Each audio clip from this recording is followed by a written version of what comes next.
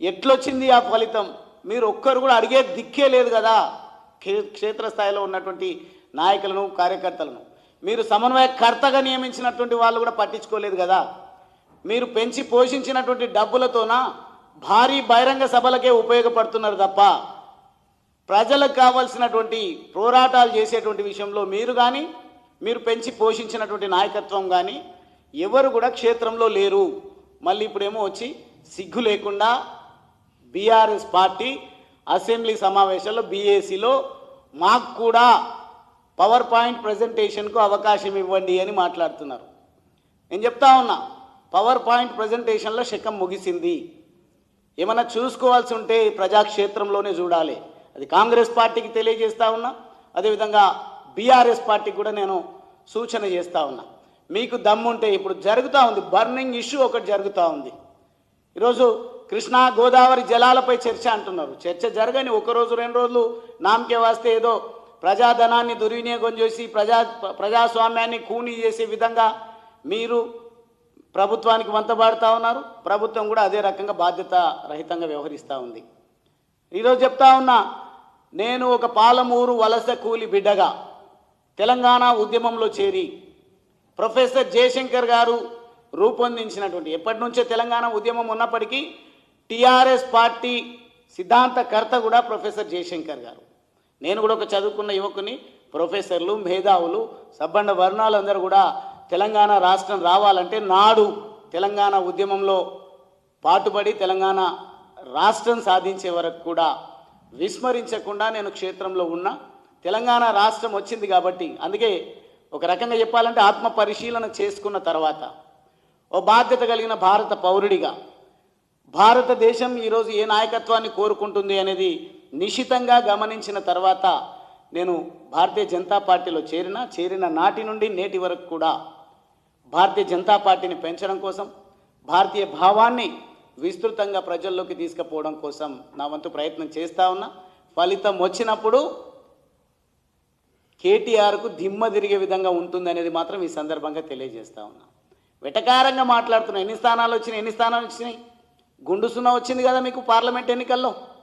భవిష్యత్తు కూడా నీ రాజకీయ జీవితం అంధాకారం అవుతుంది. కేటీఆర్ ఒళ్ళు దగ్గర పెట్టుకొని మాట్లాడాలి, ఆచితూచి మాట్లాడాలి.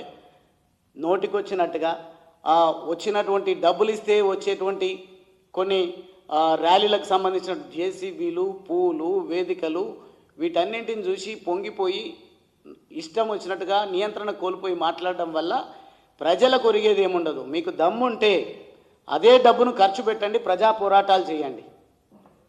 రూపొందిస్తా తప్పకుండా. ఒక పాలమూరు బిడ్డగా, ఒక వలస కూలి బిడ్డగా, 2 సార్లు ప్రాతినిధ్యం శాసనసభ్యుడిగా ప్రాతినిధ్యం పొందినటువంటి ఒక మాజీ శాసనసభ్యుడిగా నా వంతు పాత్ర పోషిస్తా.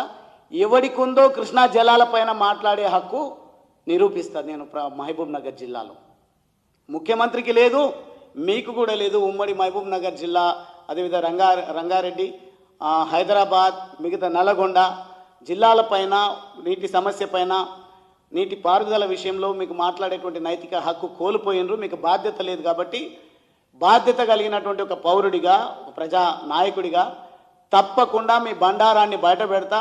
ఖచ్చితంగా భారతీయ జనతా పార్టీ కూడా ఈరోజు మేధో మదనం జరుపుతూ ఉంది. వీళ్ళ పవర్ పాయింట్ ప్రజెంటేషన్ల ఒరిగేది లేదు. నిజంగా మారాల్సింది పవర్ అనే ఆలోచనకు భారతీయ జనతా పార్టీ వచ్చింది కాబట్టి ఈ యుద్ధాన్ని మొదలు పెడతాం. ఎవడొస్తాడో ఉమ్మడి మహబూబ్ నగర్ జిల్లాకు కపట ప్రేమను ప్రదర్శించడానికి ఖచ్చితంగా ప్రజాస్వామ్యబద్ధంగా ప్రజలను సంఘటితం చేసి తన్ని తరమక తప్పదు అని ఈ సందర్భంగా తెలియజేస్తూ, బాధ్యతను మర్చి వ్యవహరించడం నిజంగానే మీడియా సోదరులకు కూడా 2 చేతులు జోడించి నేను వినమ్రంగా కోరుతా ఉన్నా. కేసీఆర్ గారు ఎన్నికైనటువంటి ప్రజాప్రతినిధి.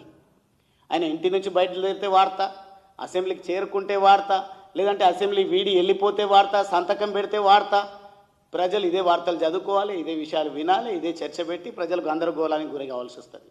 కాబట్టి బాధ్యత కలిగినటువంటి మీడియా సంస్థలన్నీ కూడా నేను విజ్ఞప్తి చేస్తున్నా. నేను విమర్శించడం నా ఉద్దేశం కాదు. ప్రజలకు ఏం అవసరమో దానిపైన శ్రద్ధ పెడదాం, దానిపైన కొంచెం అవగాహన పెంచే విధంగా, ప్రజలకు మేలు చేకూర్చే విధంగా మన వంతు బాధ్యత పోషిద్దామని సందర్భంగా తెలియజేస్తూ, మరొక్కసారి కేటీఆర్ ఎవరిని పడితే వాళ్ళను ఎట్లా పడితే అట్లా మాట్లాడడం మానేసి, ఒకవేళ ఒళ్ళు దగ్గర పెట్టుకొని ఉంటేనేమో మంచిది, లేదు అని అంటే 1-2 స్థానాలు, 2 స్థానాలతోనే మొదలైంది భారతీయ జనతా పార్టీ ప్రస్థానం. ముచ్చటగా 3వసారి అధికారంలోకి వచ్చింది. ఈరోజు ఎక్కడికి వెళ్ళినా, ఎన్నిక ఏదొచ్చినా, అది కేరళలో రాని, రేపు భవిష్యత్తులో వెస్ట్ బెంగాల్లో కూడా ఎన్నిక రాని, నేను ఈరోజు బల్లా గుద్ది చెప్తా ఉన్నా, కాంగ్రెస్ పార్టీ కలలు కన్నది. హర్యానాలో మాదే, ఢిల్లీలో మాదే, మహారాష్ట్రలో మాదే, అదేవిధంగా బీహార్లో మాదే ప్రభుత్వాలని కలలు కన్నాయి. కాలుకు బలపం కట్టుకొని రాహుల్ గాంధీ గారు మొత్తం 111 నియోజకవర్గాలకు ప్రచారానికి వెళ్తే బీహార్లో ఒక్కటంటే ఒక్క స్థానం గెలవలేదు. కేవలం 6 స్థానాలతో సరిపెట్టుకున్నది, అది కూడా అసెంబ్లీ స్థానాలతో. భవిష్యత్తులో కాంగ్రెస్ పార్టీ పరిస్థితి అదే ఉంటుంది.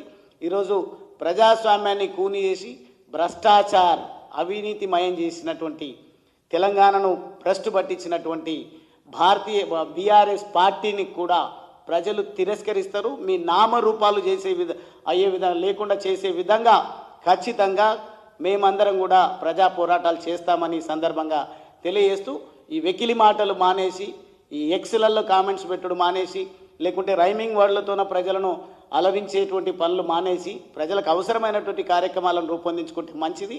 వెకిలి మాటలు మాట్లాడితే మాత్రం తగిన రీతిలో కేటీఆర్కు బుద్ధి చెప్పక తప్పదు అని ఈ సందర్భంగా తెలియజేస్తా ఉన్నాను.